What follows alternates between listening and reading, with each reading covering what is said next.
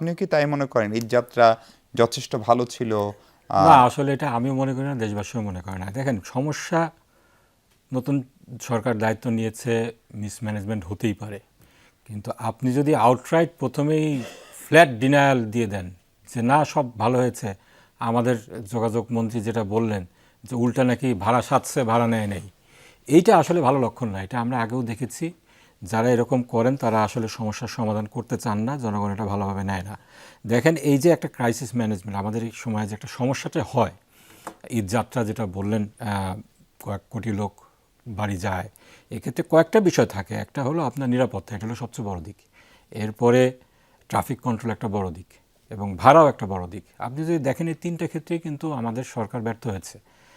প্রথমে আমি নিরাপত্তার বিষয়টা আসি, যে করুণ দৃশ্য আমরা দেখলাম, প্রেগনেন্ট ওয়াইফকে বাঁচাতে যে হাজব্যান্ডের 20টার বেশি প্রাণহানি, এখানে আপনি নিরাপত্তার কথাটা আপনি বলতে পারেন না যে এটা আপ টু দ্য মার্ক ছিল অ্যাট অল।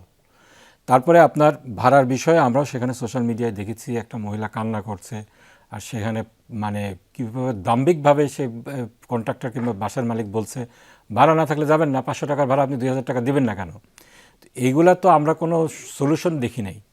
এরপরে ট্রাফিক জ্যামের কথা যদি বলেন, ঈদের আগের দিন 14 ঘন্টা পর্যন্ত বড় জাম ছিল, 40 কিলোমিটার পর্যন্ত যমুনা সেতুর এদিকে ওদিকে।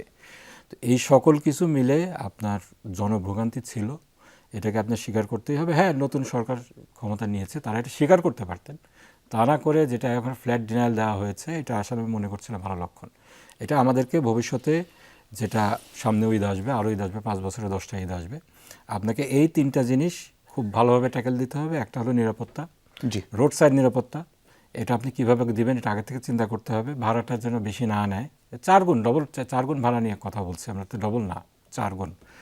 এবং একই সাথে ট্রাফিক কন্ট্রোলটা, এই 3টা জিনিস আমাদেরকে মানে ম্যানেজ এই করতে তিনটা হবে। বিবেচনায় ঈদযাত্রাটা ভালো হয়নি বলে আপনার ভালো মূল্যায়ন? হয় না বলে আমি মনে করি। এটা আপনার দলেরও কি একই রকম মূল্যায়ন? সাধারণ মানুষ এরকমই মনে করে, জি, আমি জি। যেভাবে কথা আমরা বলে বুঝেছি। জি